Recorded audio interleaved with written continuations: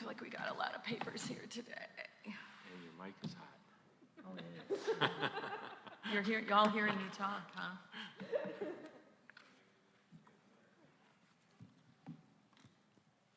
So how do I turn it off? You probably can't.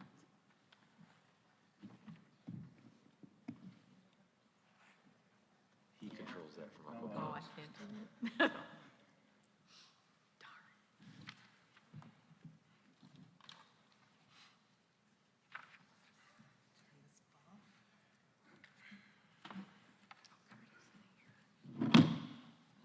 Ready to go? This meeting of the Board of Education is now called to order. Please stand and join us in the Pledge of Allegiance. I pledge allegiance to the flag of the United States of America and to the republic for which it stands, one nation, under God, indivisible, with liberty and justice for all. Thank you and welcome to our meeting this evening, and we'll get started by approving our agenda this evening. Are there any changes to the agenda as printed?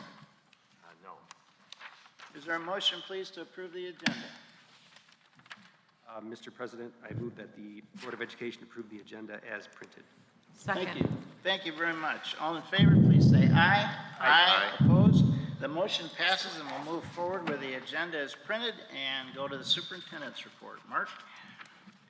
Thank you, Randy. The first thing I have is just a quick update on the construction projects. At Central Middle School, the commissioning is about 90% complete. They're working on the chillers and doing some final testing on that. We're also at that location at the campus painting the stable, which is about 50% complete. If you've driven by there, you'll notice there's a kind of an odd color blue on the front, which is not the permanent color. That needs to be redone. So that'll be repainted, and we're awaiting the arrival of the paint there. There's also some additional plantings and trees being placed in the plaza area between the two schools. There's also some landscaping outside of the stable and other places around the campus there. So that is taking place in the parking lot as well. They poured curb today and doing some finish grading there for the parking lot. So we hope that paving will be followed up very shortly on that. Same is true at West Middle School. The commissioning is about 90% complete, so that's nearing completion. Here at the Northern Natatorium, they've been grading the parking lots today, and we'll be doing the base course sometime this week with pavement, and then some additional grading and landscaping happening around the outside. Inside, the pool bowl itself is complete. There's like a 15-day countdown before they can start putting water in there because it needs time to cure the grout that they put in. So that's happening, and while we're waiting for that, they're also doing the pool surface and the walls. Everything else is pretty much complete on the inside, so just some final touches going on there, and hope to give you a little more firm date as to when we'll be able to open at our next meeting. So that's the bond project update. A couple other things. The district values team is surveying the community at this point. We've closed the survey on our values work to staff and students and parents of students. We had over 2,000 people provide input, so thank you to all those that did that. And we opened up today where we announced that it's open out to the broader community by visiting our website, and we'll be promoting that via social media. So we already have some folks that have completed the survey from the community. So that's there. And then the last thing I have is just thank you for rounding last week. That was very nice meeting with you and getting your feedback on the number of questions that I asked. And I'll have a report back to you when we meet to do my evaluation next meeting. So that's all I have, Randy. Any questions on anything I've talked about? Thanks for the update, Mark. You bet. We'll move to Board Education, the good old extended COVID-19 learning plan update. Mike Huber and Kelly Jensenius will do the honors here for you. All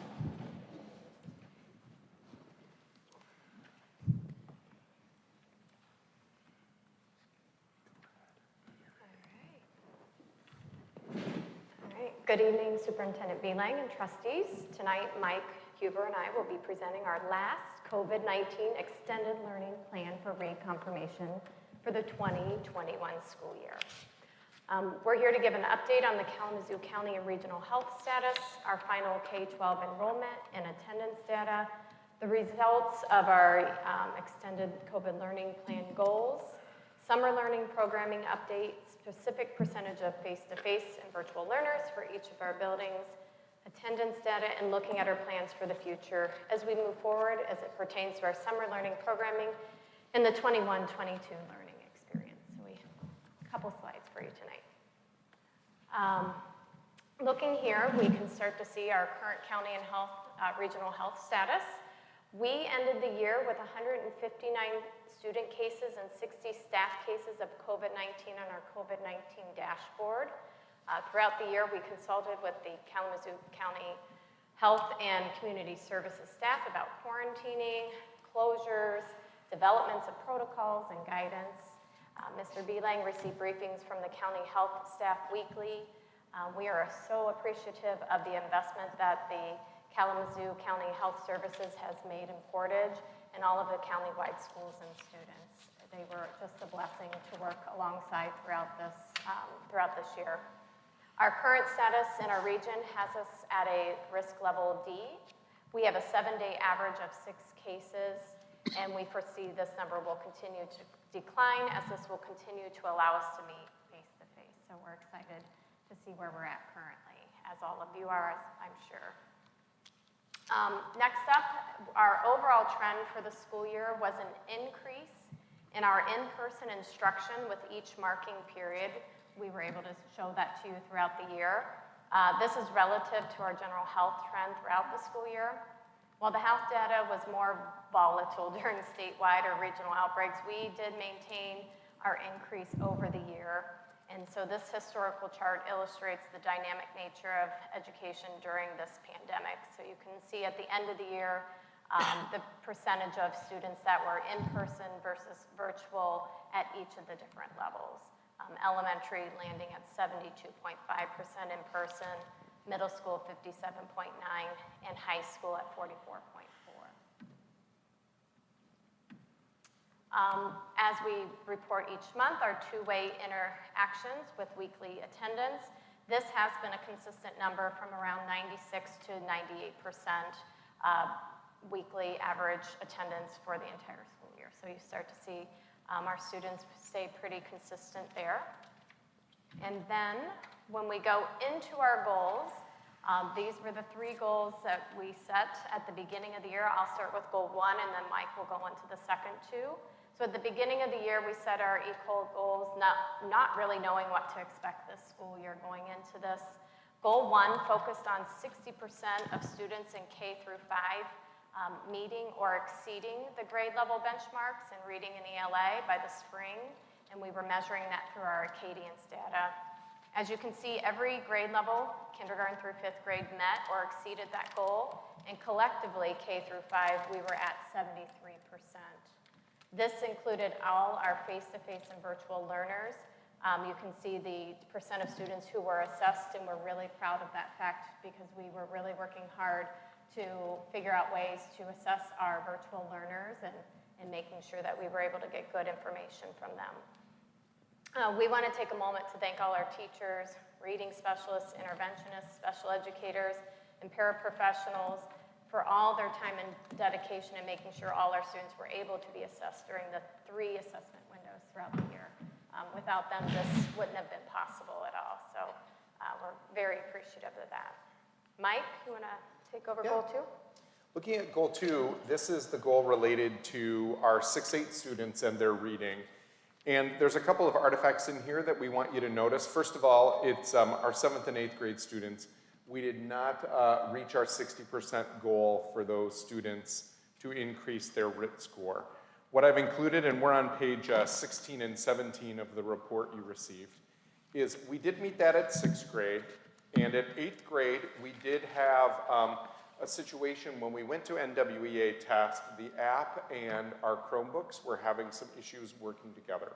So beyond what we were seeing just from our general network Wi-Fi, we also had issues that were related to the app being able to be executed on the Chromebook. And so we noticed our testing rates, even with extended time there, going down to around 48% of our 8th grade students. Obviously this isn't where we would want it, and we're not really sure if that would move the needle from 53% meeting that increase in RIT score or not. But we'd like to believe that that had an impact on that. I've included some information about what a RIT score is. And so this is different than Goal 1, which Goal 1 uses a spring, winter, fall, and it's not a comparator of where they are, it's a benchmark standard. Goal 2 and 3 are relative to where they began the school year at, since they're related to NWEA and growth. That also could be a factor here, and when we take a look at Goal 3, that factor can also be the same at play, but in the opposite direction. Goal 3 were all of our K-8 students improving in mathematics from fall to spring. And this is a case where, again, you see those high rate of student assessments there, except for that 8th grade assessment test. And you'll notice also that the percent that showed an increase on their RIT score is exceedingly high throughout the district. So I think we're ranging from 65% all the way up to 97%. So great score, certainly scores to be celebrated relative to our instruction this year.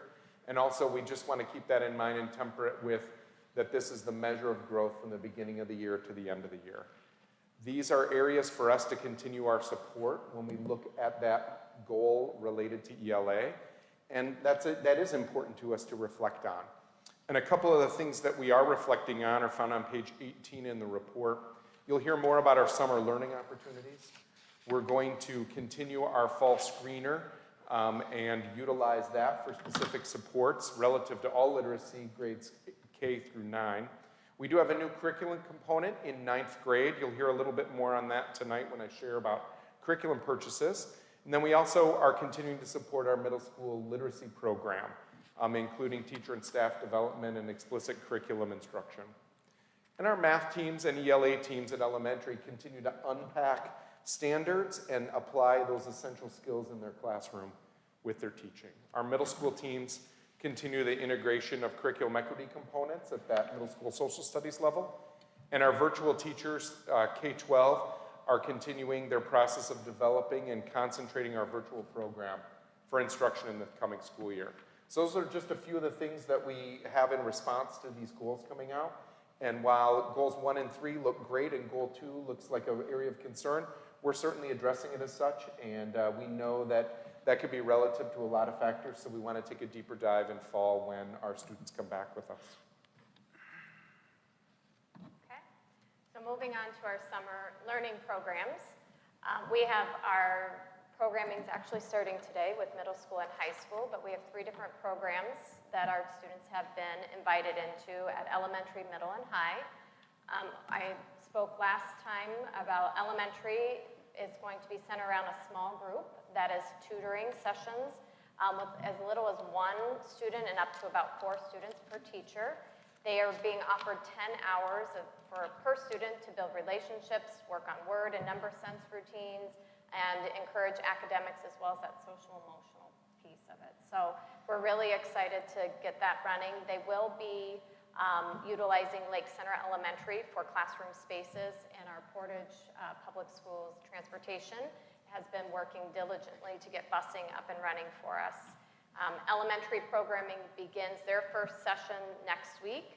We have 34 tutors who are engaged in this work, and today they were able to dive into 3 hours of training through a professional development software called Loop, which they were really excited to use. So it was great to see them engage in that. They've also reached out to the eligible families, contacted them with phone calls and emails to make sure that everyone was connected. And so that's been today. We move on to middle school and high school who were able to get into the building. Again, middle school is going to be a small group of tutoring, as little as 1 student and up to, I believe, 4 students per teacher. They are offering 16 hours for students to build relationships, work on that word and number sense, engage in academics. They're engaging more in a project-based learning element, which is why they have a little bit more time there, while creating engaging environments for middle school kids. They are utilizing Northern High School for classroom spaces, and again, our transportation department has been working on getting the students to the building. And then at the high school level, this is a little bit different. We're really focused here on credit recovery for all high school students who lost credit or failed to complete a course during the school year.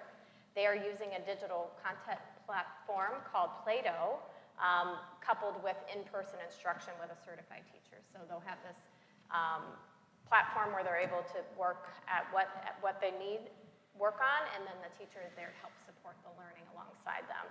The classes may have up to 15 students, and for students who only need particular components of a course, the staff is adjusting the program requirements to meet the learning targets for those students at the marking period level. And again, they'll be at Northern High School and using transportation. The final one, though, I think is a pretty cool program that is called My City School Program, and that's offered in conjunction with KRESA and the Youth Opportunities Unlimited. And this has allowed us to connect students with career pathways, work experiences, and training with some pay for the summer. So those were some targeted groups of students. Looks like we had 29 students enrolled in that program. But what I'd like to say is thank you to our bus drivers and our transportation department for all their hard work and support in getting our students into our building, starting today and throughout the summer. It took us a while to get this up and running with tutoring, and so it was very much pretty last minute, and they have just been amazing to work alongside and make sure that our kids can get into the buildings and get what they need this summer. So we could not have done it without them. We're very grateful. So then we're just going to pull this back up. We've shown you this before. This is what we're looking at moving into the 21-22 school year for our face-to-face in-person instruction. Is really going to be our main modality of learning, where we'll continue to work on our PPS curriculum based on our standards 5 days a week next year. Wherever those health and safety protocols land us going into the fall, we will be following them, the recommendations from the CDC, MDHHS, and the Kalamazoo Health Department as it relates to all things cleaning, protocols, mask wearing, social distancing. We'll see where we're at come August, and we'll be following those. And our goal really is to build our face-to-face program and incorporate the effective practices we've learned over the past school year as it relates to integrating the technology into our daily teaching and learning and where that best fits for our students and for our staff. And we will have Teach Camp once again this August, which will be great, where again, we'll be having our teachers share out their best practices and proven instructional strategies. Finally, within that, going into next year, we still will be offering that virtual option as a secondary mode of instruction, and that will be taking place for a smaller percentage of our families. It will be 5 days a week, synchronous, using PPS curriculum taught by PPS teachers, and there will be some limited programming and offerings based on the different levels and what is available. Currently, we have about 84 full-time virtual high school students enrolling. Middle school, we have around 36, and elementary, it's around 125. We're calling families, double-checking, making sure that we have our enrollment solid over the next couple weeks to see where that lands. And so that is what we're looking to offer into the fall. We are happy at this point to answer any questions that you may have about, as Mike put, our awesome year we have there. What can we answer for you?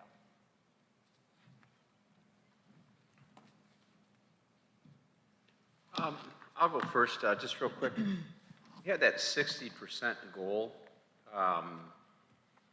and is that the normal? What is that you called it a goal for performance improvement, but is it really kids hitting benchmarks? It is. It's not neither of those. The Acadians tool we've used in prior years and shows up in Monitoring Report 1.1, but NWEA has not. And our rationale for not wanting to use NWEA is because the minute we move we're getting measured, it doesn't serve us well to help direct student instruction as much. So we've tended to leave monitoring report 1.1 focused on the state and national tests and have our local data be tools that we know are particular for those, either those grade levels in a national sense, or just something that we know we can measure without impacting our ability to change student instruction. And what's the normal year do we expect performance? Normally, in our Acadians data, we would set that at 85% would be our target goal for any given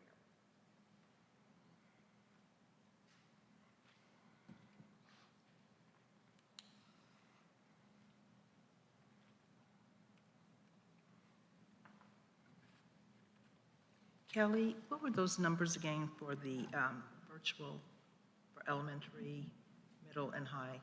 Oh, for the upcoming school year?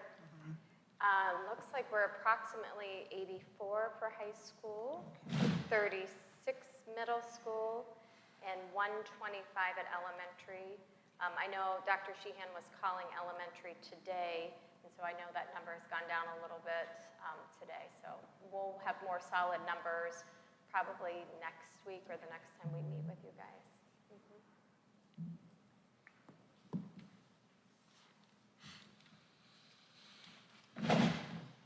Any other questions for Kelly and Mike? Just one quick question, one comment, just to make everybody aware. You know, we still don't know where we'll be in the fall, so I would imagine those virtual and in-class will change depending on mask requirements, where we sit. I mean, obviously, we all know things are trending well, but we've seen a lot of crazy stuff and bumps along the way, so just obviously we're all aware of that. Being prepared for what may be. Yeah, true.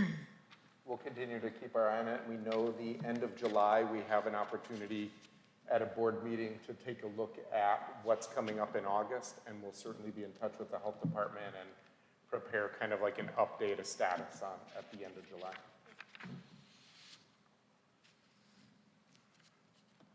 I just remember when you set the goals at 60, there was a lot of anxiety there. I mean, and particularly on the part of the board, because we're thinking, wow, that's pretty sobering, you know, as you think that's as good as we're going to do. And just a big shout out to our staff and our teachers for delivering the numbers that they did. I mean, that's really impressive given all the changes during the school year. I just wanted to comment on the summer program. It seems to be very accommodating, and I know there's more students have been invited than those who decided to participate. I sure hope those numbers go up because it sounds like a pretty neat program all the way around, so. It is, it's been a good opportunity to kick off. Even in the midst of this, there was a lot of positive energy from both the staff and students today. Yeah. That's great. Well, thank you.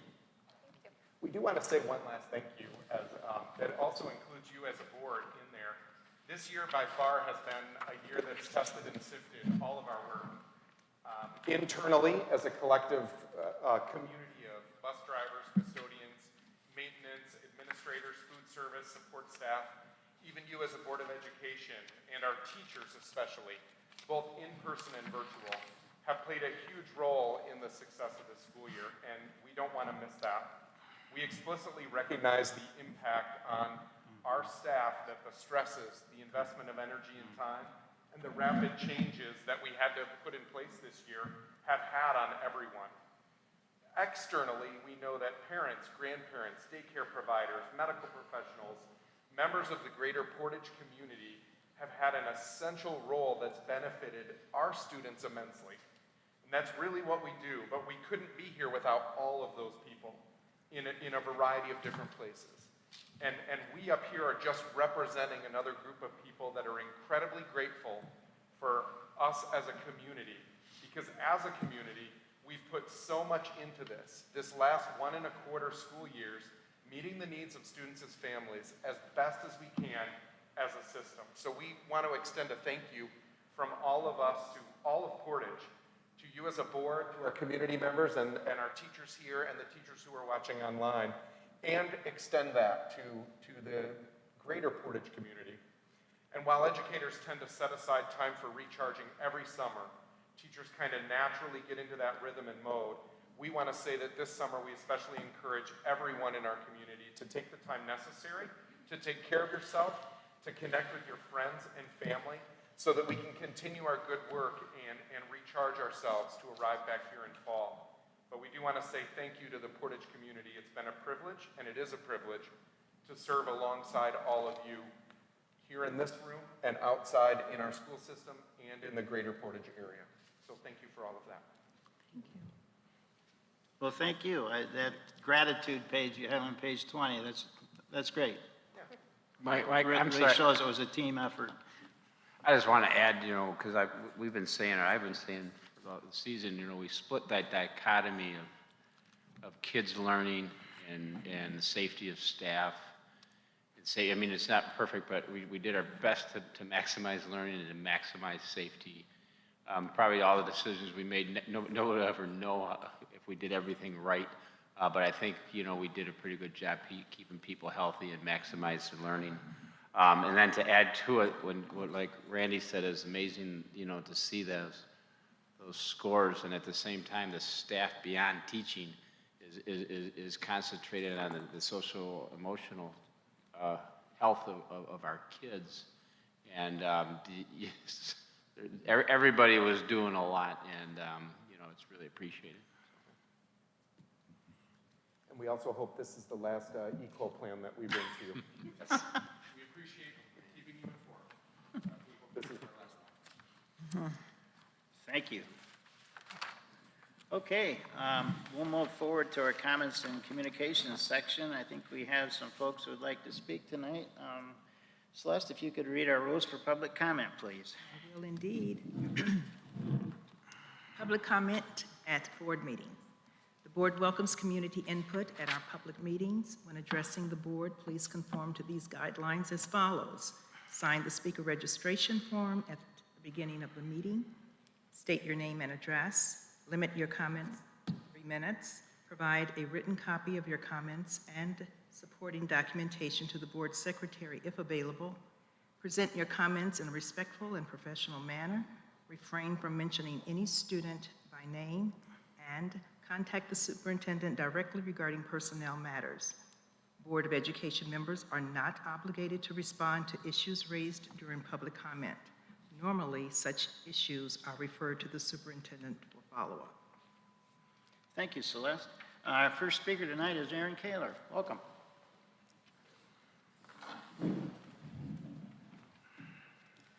Hi, everybody.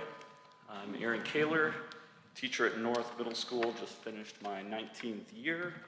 And many of you board members I've worked alongside or coached or taught your kids.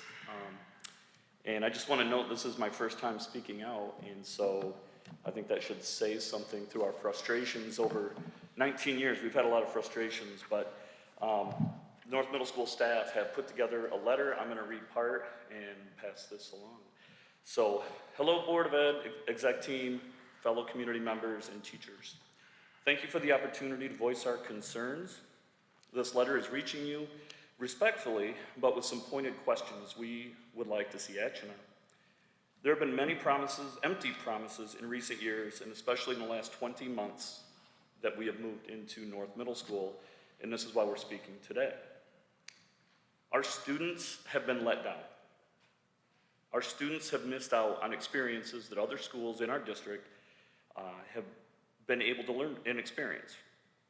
We have very special students with a spectrum of needs, and we try our best to fill the gaps. Many of them came back face-to-face to ensure that there was no internet deficit, and we did not meet this basic need this year. The inequalities between buildings has set our students behind their peers in other buildings, and at no fault to the teachers or our building administration. In the month of May, we as a staff worked to administer M-STEP, the state assessment that we're required to give. Due to the lack of internet on the last day of testing, which is 6th graders, 31 were sent home for device or Wi-Fi connectivity issues. This is unacceptable. We have raised our concerns throughout the process on several occasions. We did so using the proper chain of command, and at times just through group emails to the exec team to try to get action. While some action items seem to be addressed fairly quickly, others, like the sound panels in the science rooms at North Middle School, took over 4 months to be addressed. And to this day, it's not completely resolved. In fact, the solution had created further issues with the speakers in the room as we were trying to teach virtually, high flex, and in person all at the same time this year. As I read this, no one has followed up with staff to determine if the problem has been resolved, which has not. In fact, despite knowing this issue was occurring, the design flaws at new North Middle School were set up and replicated at Central Middle School, leaving that school struggling too. As you can see, there are Central staff here to show their support. The taxpaying community voted to build these new state-of-the-art buildings believing that they would function properly. And at this point, 20 months later, these solutions have not been fixed. This should not be acceptable to our community and our taxpayers. Before the buildings were built, we as NMS staff had a chance to review the plans for the new NMS. We were excited. We thought we were a part of the process. The lockers were slated to be not in the learning pod. They are outside of the learning pod. And so for us teachers to monitor, we stand at our doorway, but there's no lockers there. The lockers are in a different hallway. There is no supervision there, but maybe the 2 or 3 hall monitors, while us teachers are trying to corral the kids in the commons learning area. The lockers themselves and their placement in our comments and concerns fell on deaf ears. As a result, the lockers had to be replaced and additional lockers added. And again, there's been no solution as of late to the security concern of these kiddos at their lockers by themselves in a hallway while we are watching the common learning pod. Now, with safety being a concern across the country for schools, imagine our surprise when the new buildings were encased with glass windows. Not bulletproof, as every single person I talked with said, are they bulletproof? No.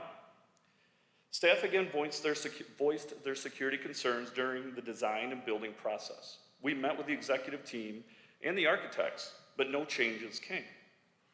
We have since requested and been promised bulletproof film to be added to the windows. Alas, again, no action.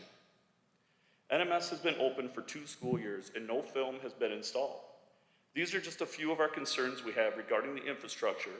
It does not include the other incomplete items or mistakes in various locations that need to be remedied. That's my part. At this point, we are just very surprised at the inaction, the lack of care, or even, I don't know. I don't see many admin walk to my classroom and come in and say, how's it going with 30 kids in here? It doesn't happen. We feel unheard. That's my part. Thank you, Aaron. Our next speaker is Nicole Lahave. I believe that's right. Lahave? Okay, Lahave. I'm sorry. Welcome.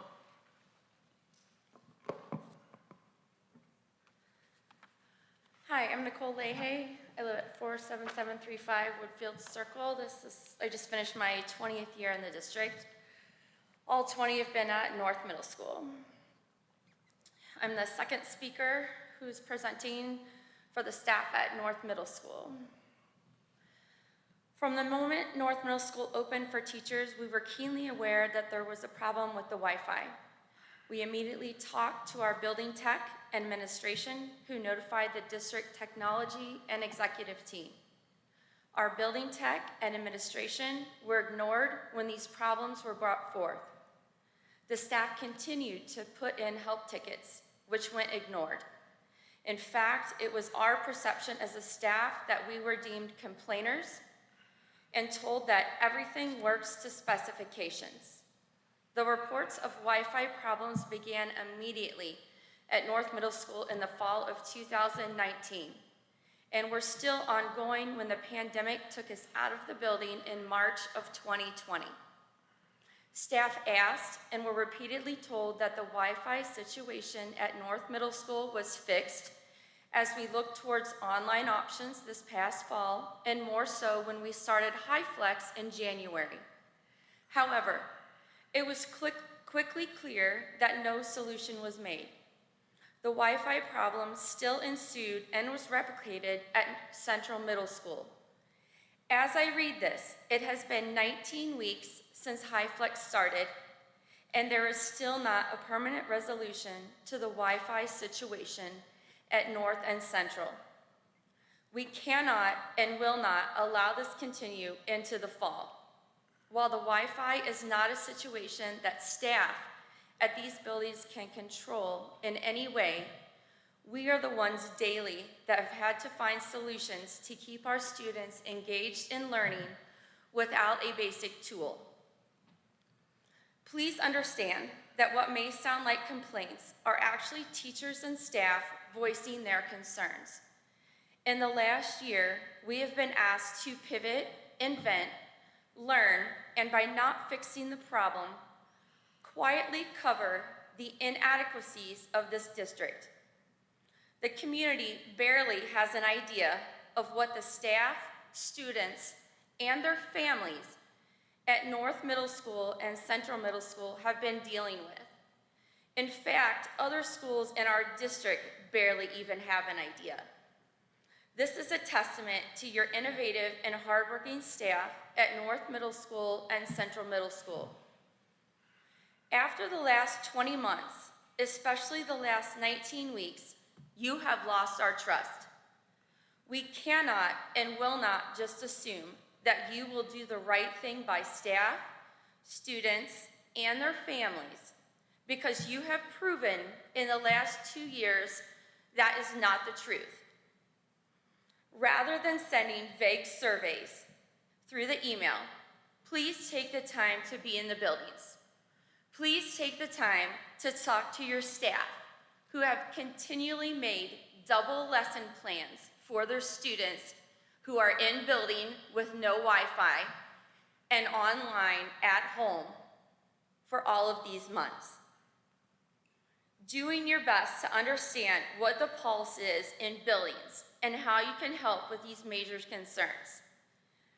There are some top members of the executive team that are never in buildings and never stop to talk to the staff. We need you to hear us. We need you to listen. We want to help solve the problems and deficiencies, and we are more than willing to do our part, but we can't make solutions happen without you. We hope that as you plan for the elementary phase of buildings and planning, that you inquire and listen to the elementary staff when they voice concerns or offer suggestions. The middle school staff were dragged through countless planning meetings and were ultimately ignored. We were ignored when changes needed to be made, and we have been ignored as we have brought forth problems and concerns since. We feel ignored, we feel disrespected, and we definitely do not feel valued.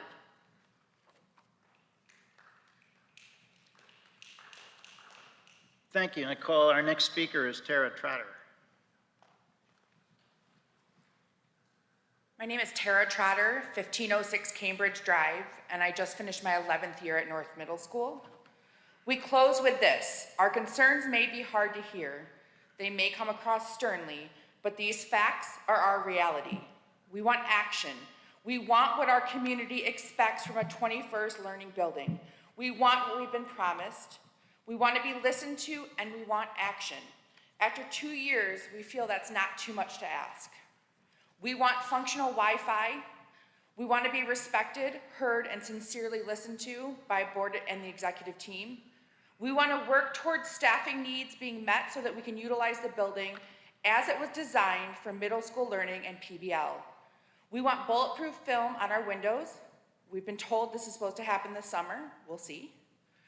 We want desks and countertops that do not scratch on day one from cardboard boxes.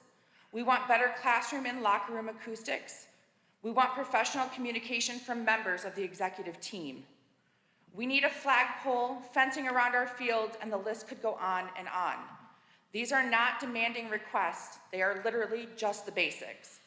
This letter that you've heard Erin Kaler, Nicole Leahy, and I read has been signed by 21 staff members at North Middle School, with a bunch here to show their support. Thank you. Thank you, Tara. Our next speaker is Rebecca Dalecki.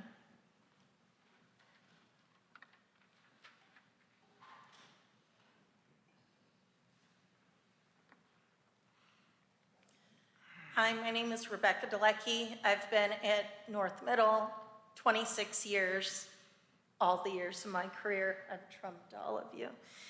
Okay, so I'm here today to make sure that you are aware of our ongoing internet issues and to ask you to help fix it. As if teaching during a pandemic wasn't difficult enough, we've had to endure internet that's run the gamut of being non-existent at worst to spotty and unpredictable at best. High Flex started on January 25th, and out of the gates, we were left scrambling to figure out how to not only teach virtually while teaching face-to-face, but to do so with consistent Wi-Fi limited only to our tech computers. After enduring these challenges for over a month, I still remember what a relief it was to hear that consideration was being made to move to all virtual until the internet issue could be resolved. This decision was to be made by March 5th. We were told on March 3rd, that's 6 weeks into the Wi-Fi issues, that this potential solution wasn't the answer and we were left to make it work. I was hopeful that upon return from spring break, we'd have functioning Wi-Fi system and this nightmare would be over. I was disappointed to hear on Saturday, April 3rd, the end of our spring break and 11 weeks into our Wi-Fi issues, that due to supply chains, we would be returning without a fix, but that the parts would be in April 30th. Because of this, I spent 2.5 hours of my Easter Sunday reworking my online research project to work without predictable Wi-Fi. The work was finally completed on May 15th, almost 4 months into our Wi-Fi issues. We received an email at 7:07 on May 17th informing us that this didn't fix the issue.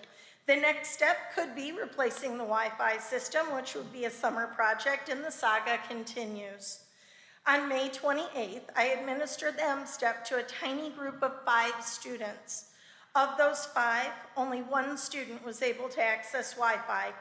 3 students were able to use Ethernet cables, and 1 student couldn't test in my room because she had no connection. Let me repeat those numbers. I had 5 students, and only 1 could access the internet. How is this going to work next year when there's potential for 30+ students in my classroom all trying to connect? In my eyes, because I'm a language arts teacher and analogies work for me, our internet is like a car. It provides me with the way to accomplish my tasks. The car we've been driving this year, in my opinion, may be considered a jalopy. Every morning we wake up knowing that it probably won't get us from point A to point B. Every day we expend energy to plan around its unreliability. If only it were as easy as to pull out my cell phone and call a tow truck company and taxi a spouse, a friend, but instead I'm left stranded to figure out how to teach without internet in a high-flex environment. All the extra focus on being prepared in case the old jalopy doesn't work is stressful on all those impacted. If our Wi-Fi were a car, after just a few breakdowns, I'd be considering a trade-in. Well, board, I don't have the ability to trade in. The Wi-Fi jalopy, and I'm calling on you to help me. All I want to do is teach. Can I count on you for a ride? Thank you. Thank you, Rebecca. Our next speaker is Stephanie Wagner.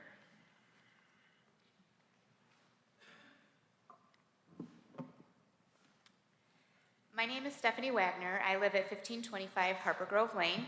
I have been a teacher at North Middle for 26 years.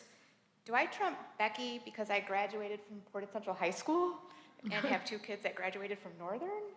Okay.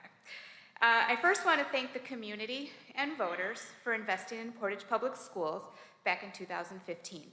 Our community believed and had confidence in the Portage teachers and staff when they went to the polls. And as a teacher who this directly impacted, I am grateful. As a community, we were all very excited to have the opportunity to design and build a 21st century learning community. To quote the statement put out by the Stantec Company, quote, "The community of Portage, Michigan came together in 2015 to pass a district-wide bond program intending to create a 21st century learning center while making thoughtful use of community resources. As part of this program, the new North Middle School was proposed to establish strong, sustainable relationships between its students, staff, parents, the curriculum, and the surrounding neighborhood," end quote. It is my belief that when voters passed the bond, they were promised a high-functioning 21st century learning center that would, quote, "promote a variety of teaching and learning methods, understanding that each student learns differently. We designed spaces that allow for independent study, small group, large group project-based, and lecture-based learning styles," end quote. We have not been able to keep this promise to its full potential with our current Wi-Fi struggles. I really hope this issue is resolved before the 21-22 school year. When the bond was passed, building committees were formed that included administration, architects, and teachers. Other stakeholders were part of the process too. I served on the building committee near the beginning of the process. We were asked what we thought about the design, how we would utilize the space, and most importantly, how the students would use and move around the space. Overwhelmingly, we stressed the importance of being able to deliver a high-quality, blended learning environment in this new space. Many teachers spent countless hours learning how to create and execute this type of instructional method. We also spent time discussing the unique emotional and social aspects of a middle school student and how the design of the building either supports or discourages their social emotional learning. For example, when the discussion of lockers came around, we shared our perspective of how a middle school student feels about the locker situation, what their needs were, and how locker use fits into the whole scheme of things. Seems like a trivial point, I get it. As adults, we could probably deal with reaching over others, having our personal space invaded, and others knocking into us as we're trying to grab our books for our next class. For a middle school student, having to do this every 45 minutes can be somewhat of an emotional trigger. Teachers explained how the locker design was not going to work, and it needed to be looked at again. Our concerns and requests were ignored, leading to the lockers not being utilized, and now all of their backpacks, books, Chromebooks, etc., being carried from class to class and taking up space in the classrooms. Try executing a lab with multiple pieces of equipment, 30 to 35 students in a room designed to fit 20 to 25, and bags strewn all over the floor. As the design process continued and construction began, it was evident that the teachers' opinions and input were either being ignored or placed under the weight of the architects. The safety of the building in regards to the glass is still very much a concern, albeit the virtual year has put that concern on a back burner. We have been fighting for installation of bullet-resistant film since the design phase of this process. Hopefully, we will start the next school year in a building that is safer for students and staff, as news arrived on our last day of school that the film has been ordered and will be installed this summer.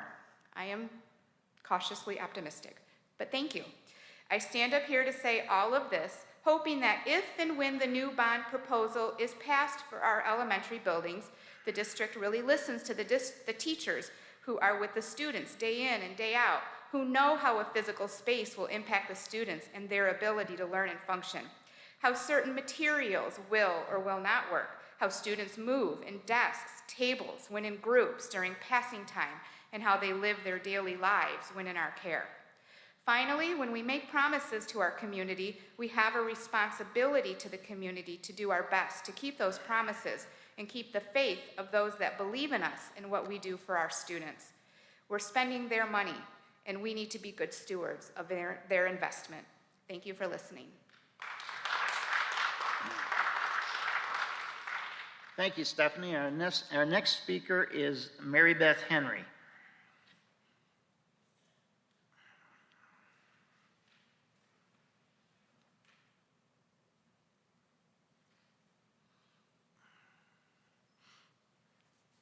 I hope these educators behind me are still teaching when my kids reach that phase.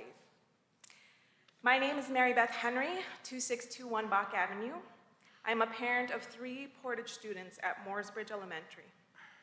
I am thankful to hear that our curriculum department has chosen to partner with Liggins Abrams Consulting regarding improving outcomes for our marginalized populations and closing equity gaps. This demonstrates that we are invested in developing our equity processes. This past weekend, a group of us parents and community members stood in solidarity with educators across the nation. The day of action, June 12th, educators took the pledge to teach the truth and bring awareness about the danger of bills that restrict teaching the role of racism, sexism, heterosexism, and oppression throughout history. I am here today to not only bring awareness, but also request we collectively act against the harmful bill in our state Senate, SB 460. I will read portions of this bill because it takes aim at critical thinking and can do serious damage to students in Michigan by withholding funding and forcing districts to conform to arbitrary and unclear rules about what can and cannot be taught in the classroom. The people of the state of Michigan enact Section 1167. Notwithstanding any other provision of law under this act to the contrary, beginning with the 2021-2022 school year, the board of a school district or the board of directors of a public school academy shall ensure that the curriculum provided to all pupils enrolled in the school district or public school academy does not include coverage of the critical race theory, the 1619 Project, or any of the following anti-American and racist theories. A, that any race is inherently superior or inferior to another race. B, that the United States is a fundamentally racist country. C, that the Declaration of Independence or the United States Constitution are fundamentally racist documents. D, that an individual's moral character or worth is determined by his or her race. E, that an individual, by virtue of his or her race, is inherently racist or oppressive, whether consciously or unconsciously. By not later than September 30th, 2021, and by not later than September 30th of each year thereafter, the department shall determine each school district and public school academy that is in violation of the subsection 1, and shall withhold 5% of the total funds due to the school district or public school academy under the State School Aid Act of 1979. And I will leave the copy with the secretary. Ignoring historic facts will maintain today's systems of oppression rather than help us create a more just and equitable world. I am thankful and confident that our district will stand with my kids and all its students, empowering our educators in teaching the truth and supporting our young people in becoming critical thinkers. Thank you.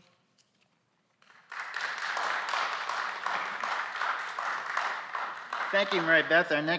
Our last speaker is Lauren McMullen.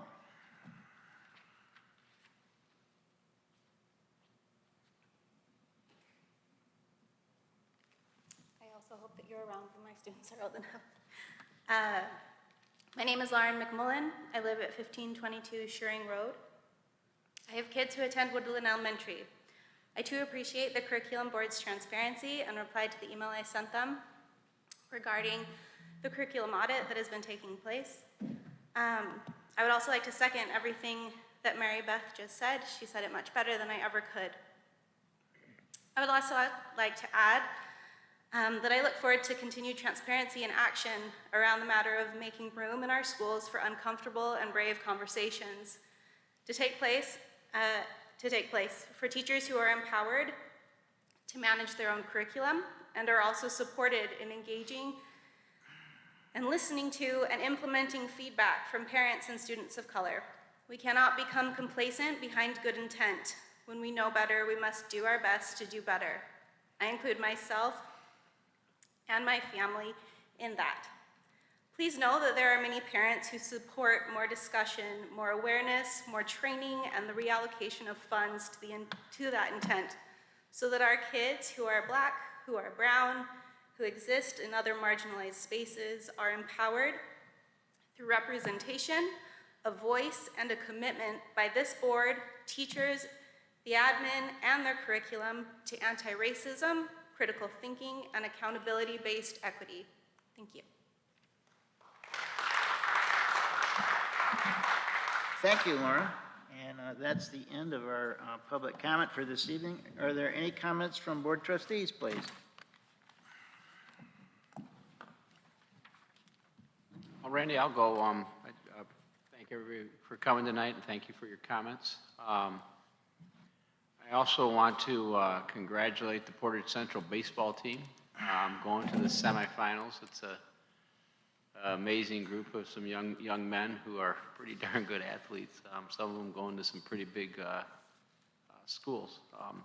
So it's a great celebration. You know, Portage Northern was the reigning champions for 2 years. You know, they had one championship, but they got to hold that crown, and it's pretty baseball is just a fun sport, and I'm just really proud of the kids at Portage Central. So, and the Portage Northern golf team placed 11th this weekend in Division I, which is pretty good for our district as well. So, I mean, just like our band competitions and our arts and everything, all these little systems provide education, and sports provides a lot of education, and watching kids excel is just a lot of fun. So, thank you. Thanks, Rusty. Yes, sir. I'd first like to thank citizens for public comment tonight. Also, members of Outer Linkage Committee, we're going to do a video meeting tomorrow at 11:30. I'll send out a Google Meets and just a half-hour quick meeting. Thank you. Thanks, Bill. Anyone else? I also want to thank citizens for coming out tonight and coming fresh off the heels of graduations at our 3 high schools in town here. Congratulations to the principals for putting together wonderful and different ceremonies at each of the schools that is in breaking with tradition of what they've been in the past. And I think some of the new traditions are going to be around for a while. Anyway, it was just very heartwarming and nice to be a part of. Thanks, Keith. I just want to thank citizens for their comments and the staff at North Middle School, seeing some familiar faces. Your comments are appreciated. I also look forward to our district values team meeting on Wednesday, as well as getting the feedback from the rounds that we did with meeting with the superintendent, expressing concerns and answering your questions. So I'm looking forward to all of that. Very good, Celeste. Thank you. I attended the union's farewell for the retiring teachers almost 2 weeks ago, and I just want to say thanks to those teachers for their years of service. How many years did they say, Mark? It was like 1,000 something years Combined of over the 2 service years. combined over the retirees from last year and this year. That is just incredible.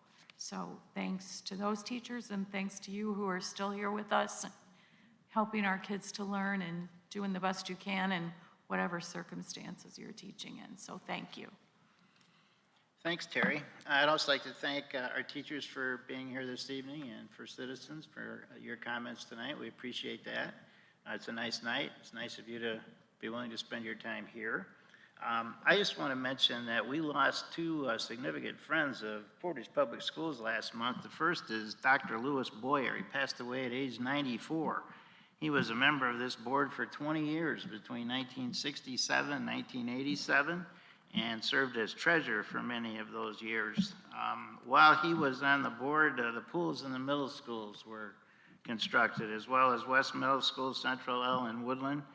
And you know, we had very short notice on his passing, but we were able to send flowers from the board administration to his funeral. And I also want to mention the passing of Judy Acker-Smith. Yes. You know, everyone knows Judy Acker-Smith, and what was news to me is the fact that she was on the PAF between 1997 and 2004 and served as co-president from 2000 to 2001. And she led the efforts to build the doghouse and the stable. And in addition to that, she was the driving force behind fundraising and construction of the 2 state championship billboards that we have in Portage. So we lost 2 good people and 2 good friends of Portage Public Schools, that's for sure. The other thing I wanted to mention, I'm trying to schedule a policy committee meeting for Tuesday, July 20. I'll send something out, but trying to do that. That might work. Okay, okay, good, thank you. Anything else from trustees? Okay, we'll move to the consent agenda. On page 6, we only have one item on the consent agenda tonight, and that's the May 24th, 2021 Policy Governance Retreat and Regular Business Meeting Minutes. Are there any exceptions to the consent agenda as presented? Hearing none, the consent agenda is approved as presented. And now we're going to move to assurance of district performance. We have 2 monitoring reports tonight. Is there a motion, please, on page 13 to approve monitoring report 1.0? President Van Antwerp, I move that the Board of Education accept the monitoring report 1.0 ends as a reasonable interpretation and evidence of compliance with policy. Thank you. Is there a second? Second. Thank you very much. Mark? This is one that doesn't require a lot of explanation. It basically is a report that talks about all the reports that were submitted throughout the course of the year. And as you know, because of the halt on testing, you did not get information on 1.1 because there just wasn't any data to present. And then but I left those data points in the report just so that we don't lose sight of those. And then also comments on, actually just the data that was presented on 1.2, 1.3, 1.4, and 1.5 with an explanation of those that were not provided this year. So all in all, there were still over 60 data points presented during the course of the year about student performance. That's all I have on this one, if you have any questions. Thanks, Mark.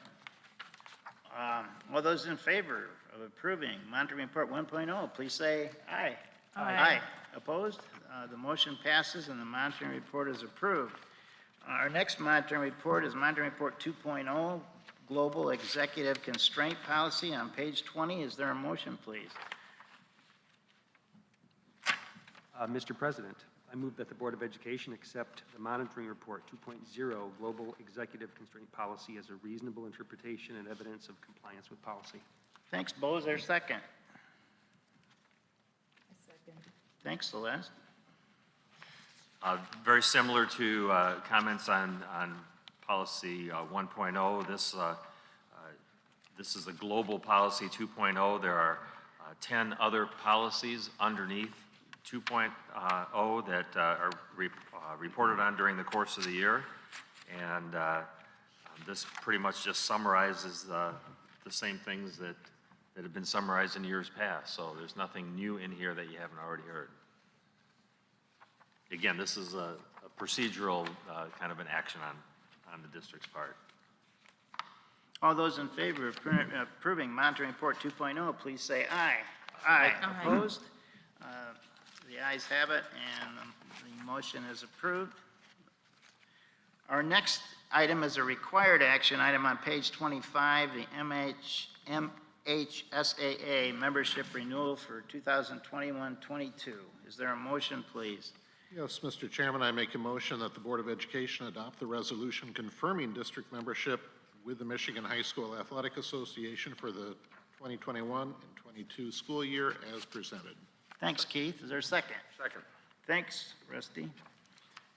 Again, this is a pretty routine action. There is no cost to join the MHSAA. The MHSAA funds their operations through the end of the year, end of season tournaments, end of sport tournaments.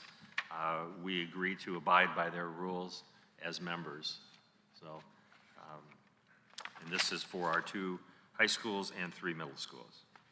I just want to comment that I thought the MHSSA did a wonderful job this year trying to make sports happen, and there was a lot of ups and downs, and I was just like us, they didn't do everything perfect, but boy, you know, there's a lot of good things happened.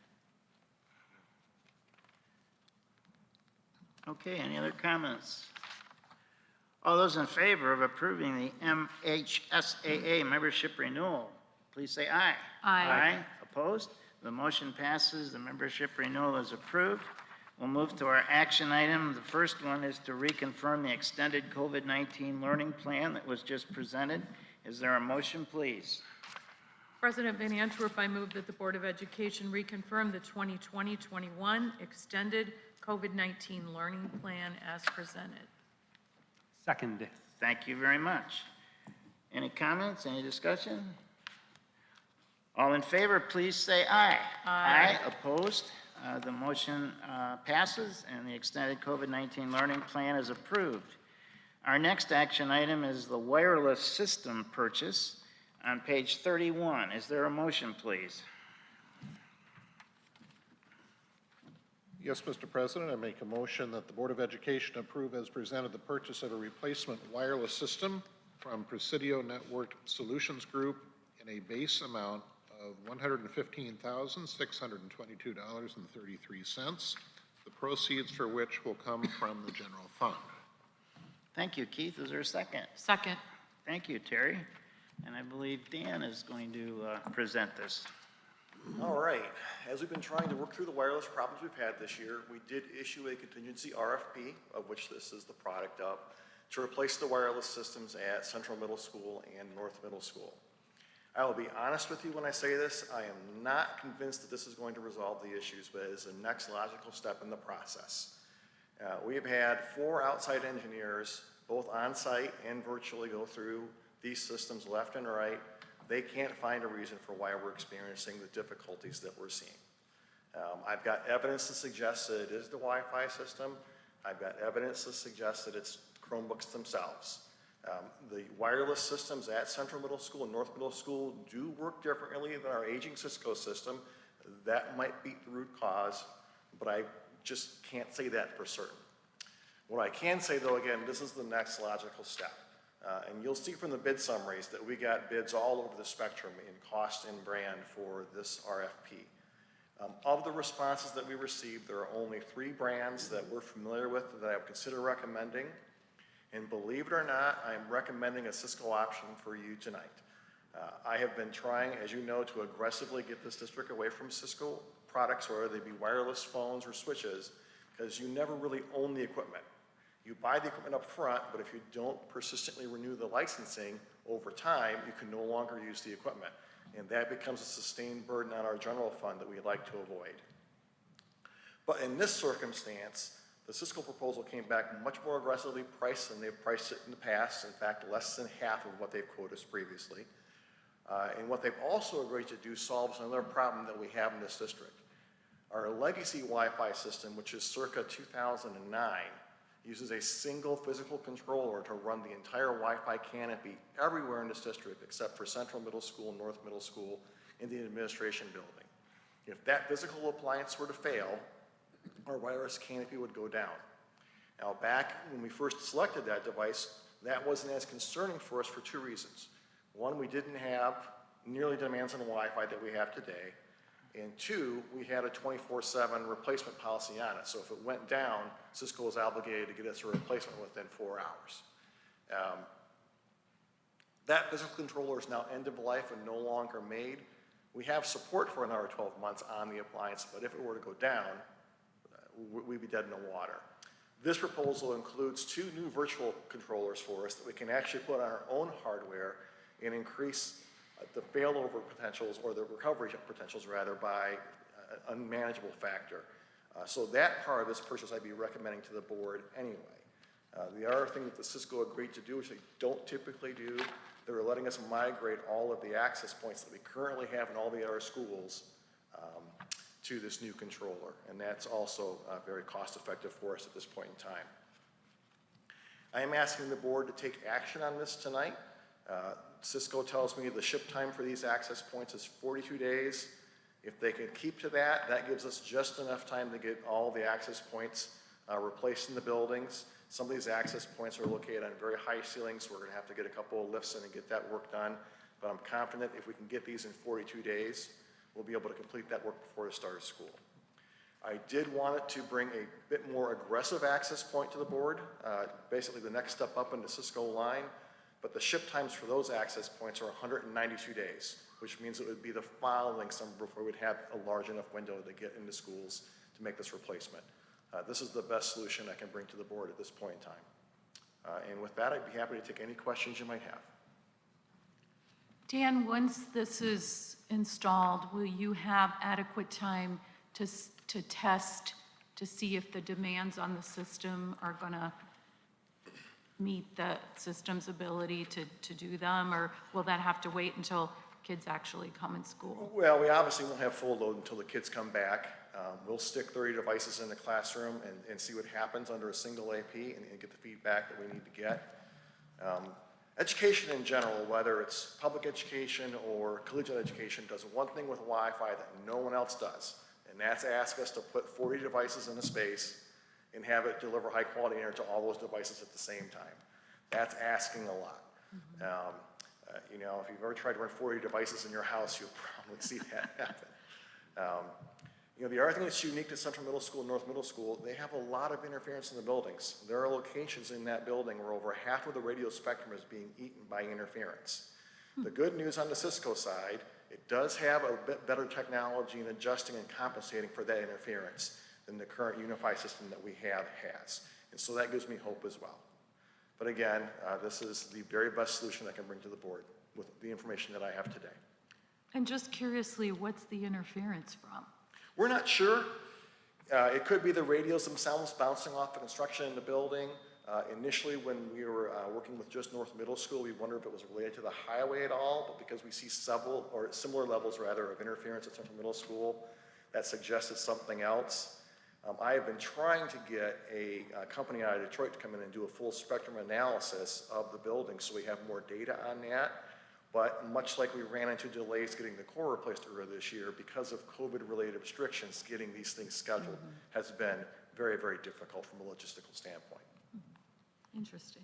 Dan, to your point of maybe the Chromebooks are an issue, has there been much testing done of different sample groups of devices and whether or not they work?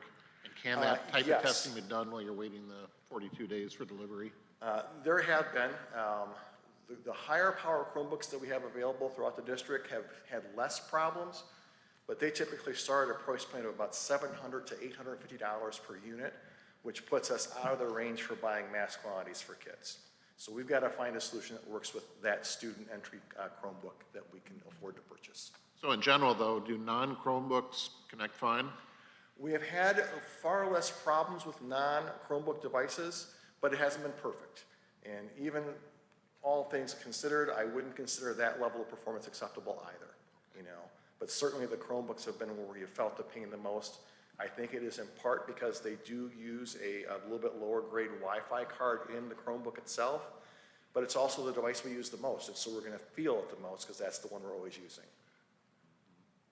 Dan, clearly this isn't a plan A. You've gone through several steps to try to make the corrections. And I hate to be one of those what ifs, but at the beginning you didn't sound as convinced, but it seems to be the next step in trying to resolve the issue. Do we have any other alternatives? I know, and had it not been for COVID, I think we would have reached this conclusion last summer. Summer is really the only window where we can get in and do this level of replacement equipment in a building. It's not just as simple as just changing out the access point. There's ceiling mounts and all kinds of other considerations that have to be made. But as we exited from COVID last year, we got some good feedback about how we were setting the power levels on the radios in the middle school. And the Unify engineers and the other folks that we work with, you know, basically were saying, you know, hey, you know, let's play with the power levels. We think we can get it. The problem is we didn't have any real test data until the kids came back. So much like everything else, we are farther behind than I would want us to be. But this is the next step. This is what we have to do. And is this going to be communicated to the teachers who have the, Yes, I'll be concerns? communicating to teachers tomorrow pending approval tonight. And speaking of the approval itself, this is listed for the general fund today. We're going to be taking out of our WAN contingency funds. But I fully expect that once we get our third round of COVID relief funding, we'll be able to move this expense out of the general fund and move forward in that regard. So something is planned to meet with teachers? Did I hear that correctly? Pardon? Did I hear it correctly that something has been planned to meet with teachers or to share the information with Yes, teachers? I'll be communicating with teachers tomorrow. Dan, I think what causes me indigestion the most is I've heard that we really won't know that this works until the first day of school. And I'm just praying for some alternative to test this before then. And I'm encouraging, looking forward to whatever the thermonuclear option is here. However crazy that might be, because we've approved a number of things. I haven't added it all up, but it's been in the hundreds of thousands of dollars. And I know you're empathetic with what those teachers said tonight, and it's just, if kids show up first day of school and the systems don't work, we'll all go crazy. I mean, we will all, anyway, I'm just encouraging to look forward, and if you need me to come in and fire up Chromebooks in that building and get a bunch of them running, I mean, I think we would. We've kicked around the idea of maybe offering a free pizza day and see if we can get some kids to come in. We're not going to announce anything like that until we know exactly when we have a ship date and an install schedule for the gear. I don't want to put a date on a calendar and then have to change it again. Yeah, I'm trying to signal as one board member any kind of creative solution to test beforehand and be thinking farther down the road in case it doesn't work. The good news is this system will initially use the same connection parameters that our legacy system uses, and that's encouraging. So if it really is a problem with the access points, then this is fixed. If it's still native to the interference in the buildings and the Chromebooks not having a hot enough radio in them, then we're going to have to look at a different option. Sounds like if this doesn't work, it will help you diagnose significantly and give you more information. And again, I want to tread very lightly here, but there is some good news in this purchase, and that it solves the other problem that's been keeping me up at night, which is that legacy controller that's running the rest of the district. Even if Central Middle School and North Middle School are working perfectly, I would still be at the microphone tonight recommending the controller purchase alone for that reason. Thank you.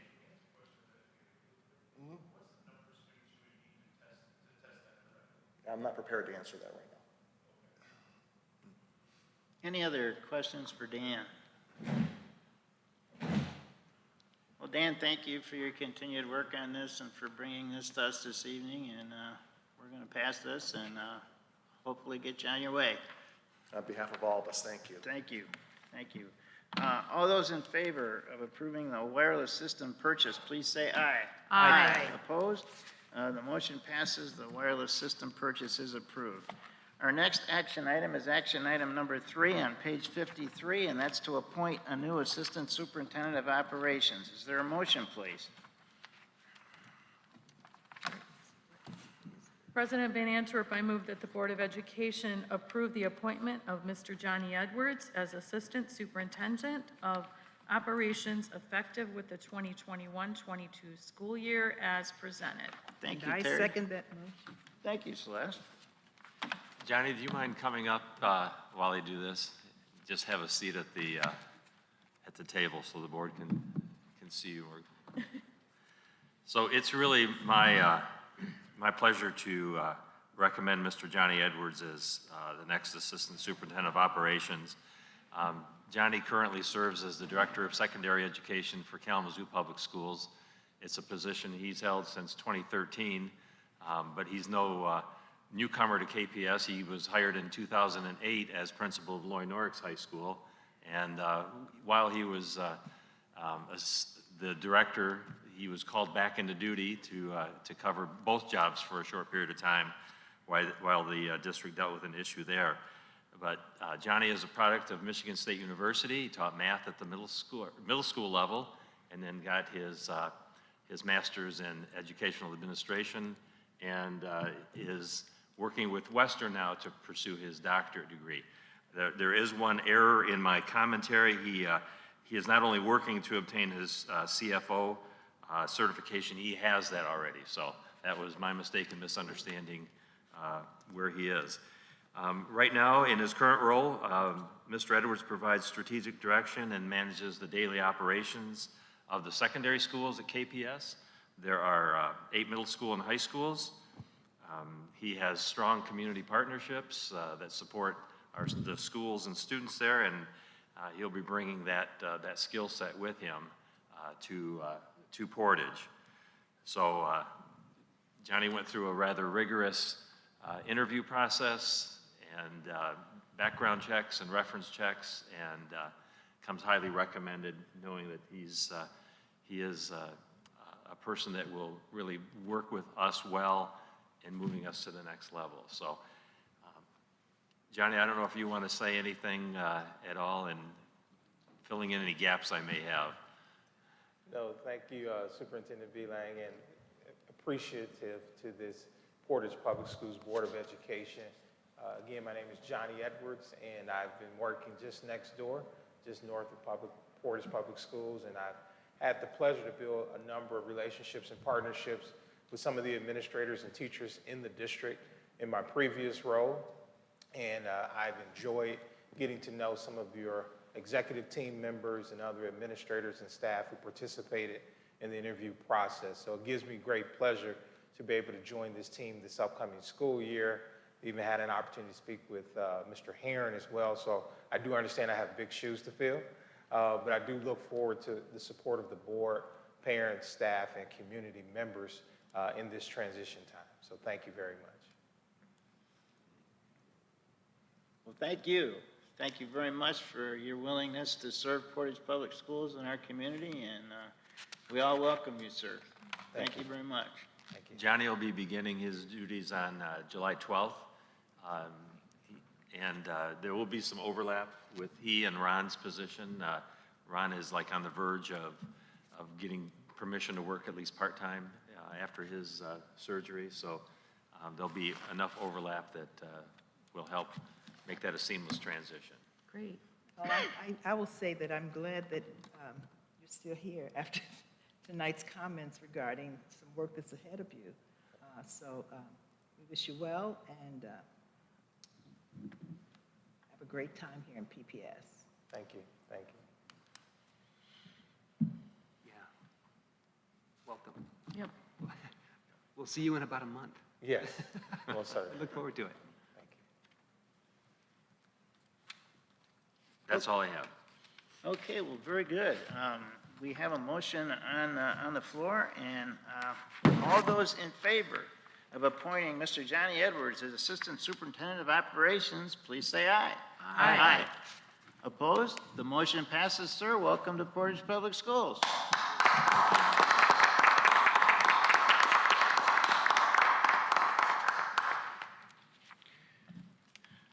Very good. We'll now move to our discussion items, and the first one is the Dell switchgear purchase. All right. As we closed out the bond construction fund for primarily the middle schools and the pools, we had some funds remaining, as the board knows. A committee was formed to kind of review and prioritize what we might use those funds for. And one of the top requests we received from the leadership throughout the district was to upgrade our aging surveillance system throughout the district. Unfortunately, that is not as simple as just changing out cameras. Every time you buy a camera, you add power requirements and you add storage requirements. Previously this year, the school board did take action to buy the additional storage we'll need for this project. This addresses the switchgear that we'll need. This will replace the remaining top-of-rack switches throughout the district that are used not only to provide the connections from each school building back to the data center, but it also provides all the power that our wireless access points and cameras need throughout the district to operate. The newer cameras do require more power than our current switches can provide, and that's what's triggering this purchase at this point in time. This is something that was planned to be in the next bond regardless. We're just getting to it a little bit earlier because we have the funding available now, and this is a priority from the committee that met to look at the use of these funds.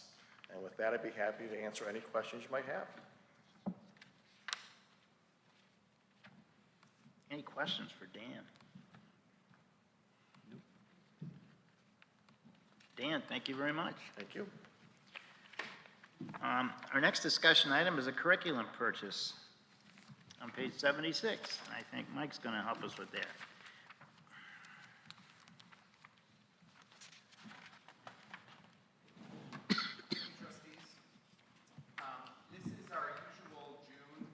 Purchase, and I wanted to make sure we had an opportunity to bring this to you tonight so we can approve it at the end of the month and be ready for the 21-22 school year.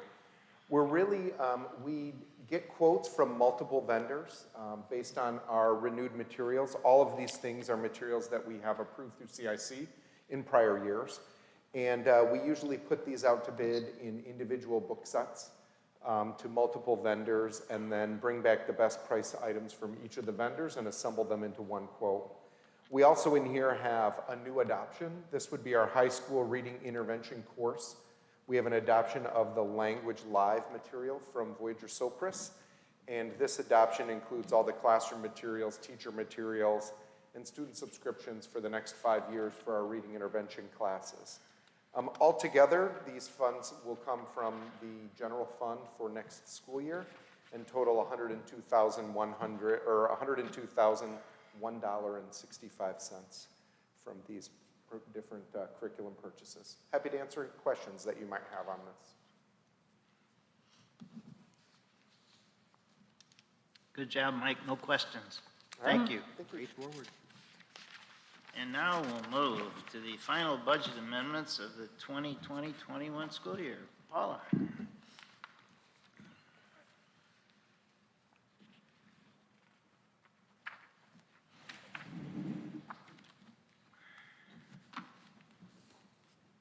Good evening, Board of Ed and Superintendent Beeling. This is a different view, so if I seem a little nervous, it's because I'm used to standing back there. So tonight, I'm going to bring to you the second budget amendment for the general fund and the first amendment for the smaller funds, the debt fund, building site and sinking fund, and school service funds. And then also a preliminary look at a 21-22 budget. So let's get started. On the next slide, please. Okay, the debt fund. We are projected to end the year with a debt fund with an increase to our fund balance of approximately $1.5 million. And this is because some of the personal property tax payments from the state of Michigan came in higher than expected. So between the two debt funds that we currently have that roll up into one for you to pass your resolution for, we're adding to fund balance in the debt fund. We did levy the 6.85 mils this year. And you'll see a change when we talk about 21-22 and then what will happen after the election. Next is the building site and sinking fund. We are projected to end the year with an increase to fund balance there of approximately $369,000. There's lists of projects in your board packet for items that we worked on this school year. They're not included in this presentation, but they're in your packet. We levied a .4988 mils this year for the sinking fund. It's the first year that it was affected by the Headley rollback. Our general fund is currently affected by a Headley rollback, but the building site and sinking fund is a separate calculation from the operating, and so we were not able to levy the full .5 mils this year. Moving on to the school service fund. The school service fund is comprised of 3 different funds: the food service fund, the bookstore, and then the former, what we call trust and agency funds that are now called the school service. Our food service fund this year operated under the extended summer food service program, offering free breakfast and lunch, first servings, to our students for the year. So that was a great benefit. We had to make a few changes through the year to staffing related to that program, but we are projected to end the year with a slight increase to fund balance of $27,000. I do want to note to the board that we are very fortunate that we have a food service program that is self-sufficient and does not require a contribution to the food service fund from the general fund. You'll see when I talk about 21-22 that the food service actually pays back an indirect payment to the general fund. So we're very fortunate there. The bookstore fund is comprised of bookstore at Central High and Northern High. Those had relatively small activity this year due to COVID. So you'll see no change there in that budget that I'm bringing to you. And then the school service fund, the former, what we used to call internal funds or trust and agency funds, we had to change the name and change how we're operating slightly under GASB 84. So those are all things you've probably heard from me before in previous presentations. So if we move on to the next slide, please. So let's talk a little bit now about the general fund and the second amendment to the general fund for the year. We were fortunate through our legislatures that we operated under a super blend for this year, which comprised of 75% of the 2019-20 year and 25% of our enrollment from the 2021 year. That helped the district because we were used to a 90-10 blend.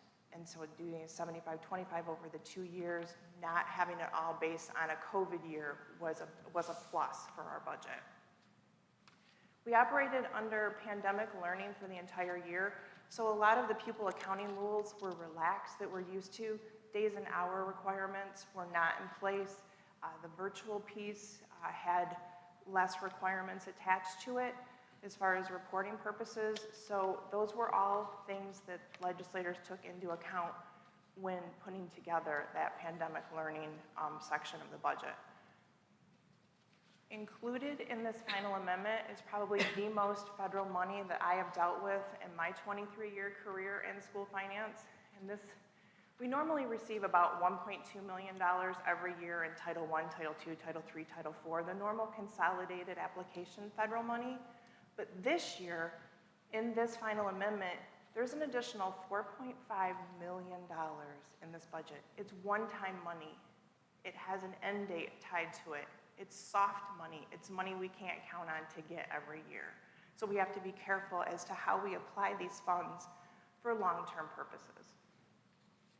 Included in those federal grants were COVID district costs, coronavirus relief funds, child care relief grants. There were 2 different ESSER funds, ESSER Cares and ESSER 2. We will spend the majority of these grants. We're striving to spend the majority of these grants by the end of the school year, June 30. But some of these are going to carry over. The ESSER money is going to carry over, possibly CRF, but I'm not sure. I have to see where final expenditures land for the year. But when I talk to you about 21-22 year, not very many of these federal funds are in that budget yet until we know where we land at year end, because I don't want to overextend ourselves in the federal money category. So we're going to exhaust the majority of these one-time grants in this year, and some of it will spill over into 21-22 when I amend. So you'll see those added back in, so I don't want you to be alarmed. Next slide, please. So an amendment takes a lot of work and a lot of analysis. And I want to thank my entire staff for all of their efforts. Without them, I could not do this. So we look at basically, we have about a little over 4,000 accounts in the general fund. And so we look at all of them between revenue and expenditure. So this slide shows you how we ended last year, the amendment that I brought you in February in the middle, and then on the far right shows a roll-up of the numbers for amendment number 2. Revenues are up slightly for amendment number 2, and that's for a couple of different reasons. Now, naturally, I made a comment in the memo that, tax revenues were down some, but I want you to keep in mind that we amended the budget back in December, or for February, I used December state aid status report numbers. There are board of reviews that happen where people go in and get their property tax values decreased. So if a property tax value is decreased, we're going to receive less tax revenue from that, and then the state picks up what we would miss in revenue through our state aid status report. So it just changes categories from property tax to state aid. So we didn't collect all of our tax revenue due to changes in taxable values, but we also very rarely collect all of our tax revenue, and some of it becomes delinquent in the following year or the following 2 years based on collections. So in a perfect world, it would be great if we could collect every tax dollar for the operating fund, but we don't. So on the state aid side, there was a MIPSR categorical that was amended since the December state aid status report, and that had an uptick there, and that's the categorical that we get to keep, where there's not anything that we have to expense back out on the other side. So revenues went up, and then meeting with all of the directors, we analyzed all the salary accounts, insurance accounts, benefit-related accounts, and then all of their supply accounts and purchase services, and, you know, amended things down to a point where we felt comfortable with them, although leaving some room for unexpected things to happen. And we were able to bring expenditures down to $101 million.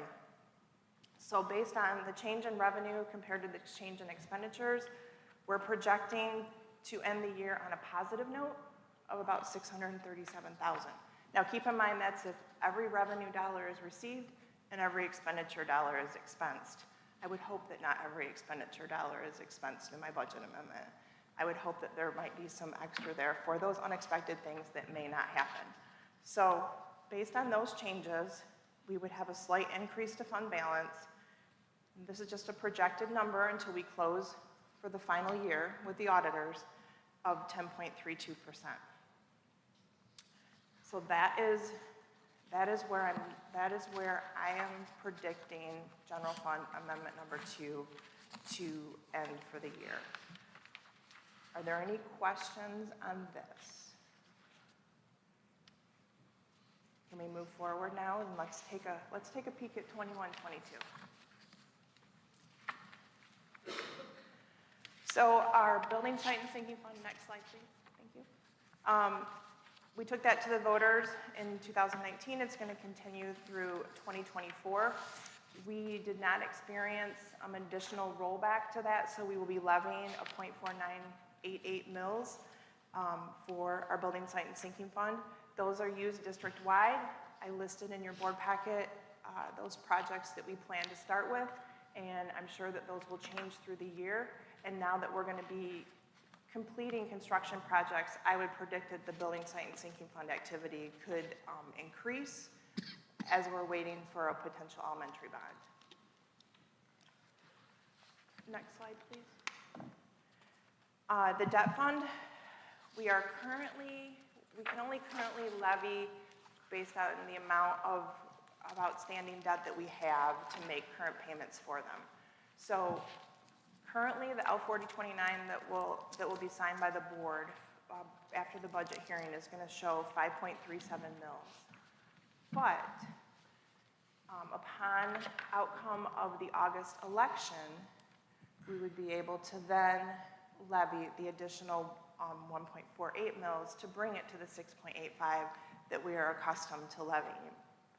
So I wanted to point out that the City of Portage bills that will go out in July, the City of Portage is the only entity that we levy in the summer for, would show the 5.37 mils, and then on the winter bill, it would come through with the additional 1.48 mils. So that would total the 6.85.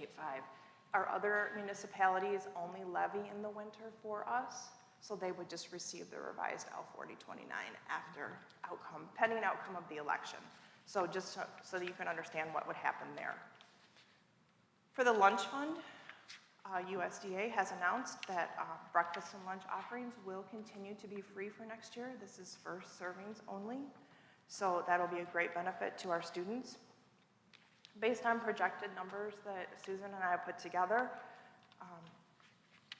and also forecasting that the general fund will receive back $170,000 in indirect funds, the food service would land on a positive note for the year, for next year. Susan will also be starting her Meet Up, Eat Up program tomorrow. So we'll be offering those meals to those students in the summertime as well. And then just to hit on a high note, the school service fund and the bookstore budgets are in there because they have to be part of that school service budget. So there was not much change coming to you for preliminary budget related to 21-22 for the school services. Next slide, please. I just want to touch on a minute so that the board is aware of our state school aid fund is where we receive the majority of our revenues. On a monthly basis, on the 20th of the month, except for when it falls on a weekend, we receive our state aid payment. And the revenue dollars that generate the so-called state school aid fund are comprised of all these different taxes that you see on this pie chart. So sales tax and state education tax and income tax are the largest pieces of revenue generators for the state school aid fund. And these tie back to those targets that the state sets that they need to meet to hit their budget.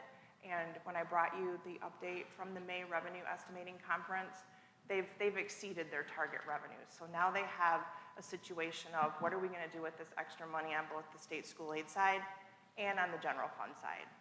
So that's what we're waiting to hear the outcome of right now. But this is what drives, these items are what drive the revenue streams for the state school aid fund. Next slide, please. So let me share with you, we have to make assumptions in our budget, and we use the information that we have at hand to build that budget. And during the Snyder administration era, we knew right now what our funding was going to be. But now we don't at this time. So the governor first came out with her proposal, like I reported back to the board in February, $164 per pupil. She was also going to give us a special categorical for declining enrollment. So we may or may not fall in that category depending on where our enrollment comes in next fall. The House said, okay, well, we're going to give a $100 increase per FTE, and the Senate said, well, we're going to do $250. So now it goes to conference committee, but the governor came through with a revised budget right after the May Revenue Estimating Conference, and she said, I feel that we should bring the foundation allowance up to $8,692 a pupil and help close that funding gap. That would be one of the largest increases that I would have experienced in my career if that's really what happens. So we are at the mercy of the legislators. They have to pass, bless you, they have to pass their budget by the beginning of July.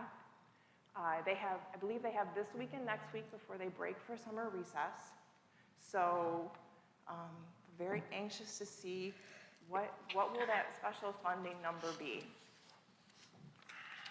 So what did I do in my preliminary budget? On the next slide, I will share with you that I went conservative because I really hope that it's going to be at least what the Senate said, but I built a budget on a $200 increase per pupil. I hope I'm wrong. I want to be wrong here. But I had to go conservative because still that felt like it was pretty generous. Because at one point in time I had to build a budget on something, and a lot of these changes happened just recently. I want to give a huge shout out, thank you to Janet Johnstone, who works on enrollment projection numbers for our district, and all the enrollment secretaries that report information back to her. She does a phenomenal job to put together information that is extremely helpful during budget season. And I based my enrollment on her May 24th report, which was 8,741 pupils. But if you really want to be technical, I think when I got into my calculations, I was 8,741.96 or something. So 8,741 for government purposes is close enough. So I built it on that.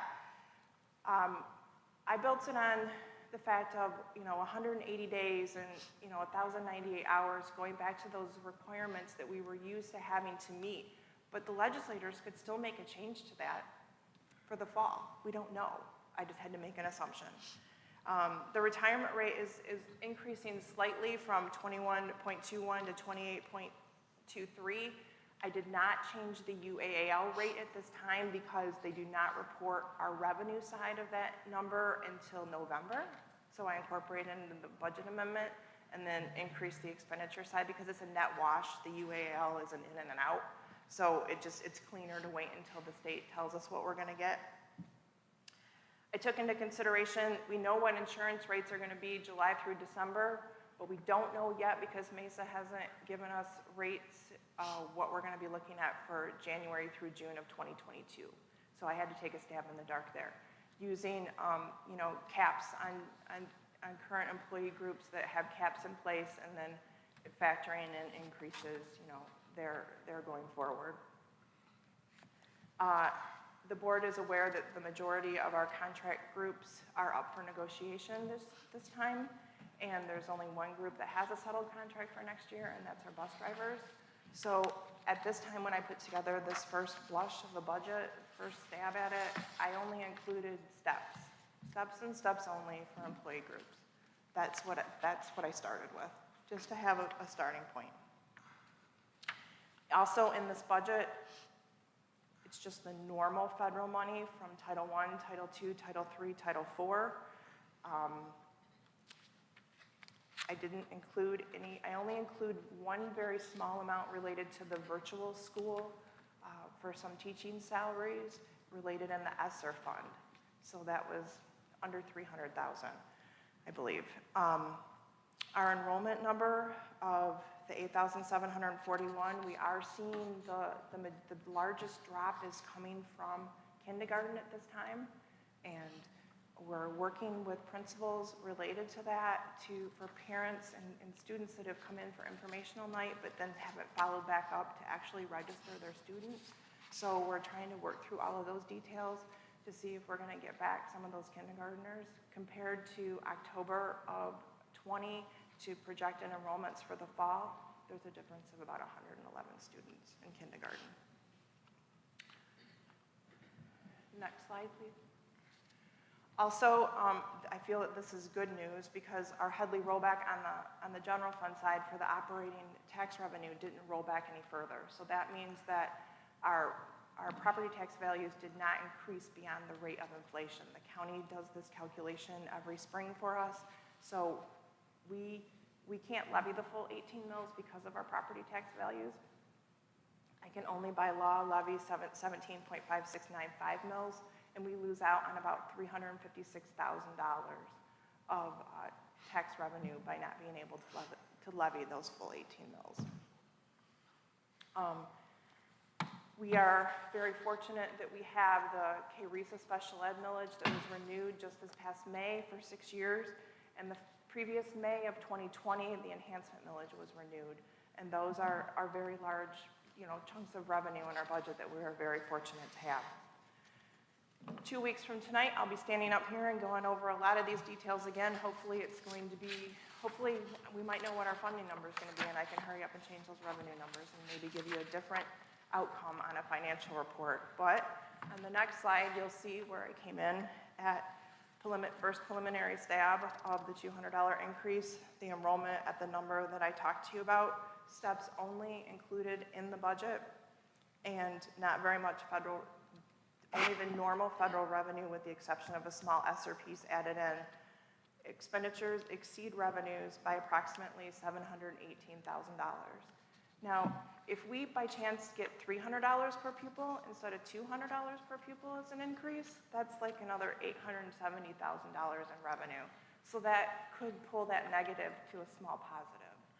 So I'm hoping that I can bring back to the board some revised numbers before the budget hearing. That would be my goal. But I wanted you to at least see there's still a lot of things that still have to be worked out, through the legislation and, changing the numbers to report back to you a positive, hopefully a more positive picture than what this is right here. And based on those projections, I would reduce our fund balance down to approximately 9.89% with the $200 increase. Next slide, please. And then finally, this is just a chart showing history of how our fund balance has actually landed each year. The last final number that you see is the 1920, the 10.01%. That's an audited number.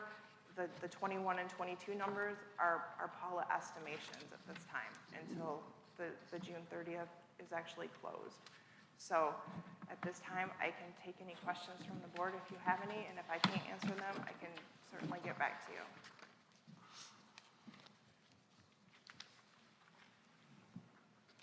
Paul, I just want to say, great presentation.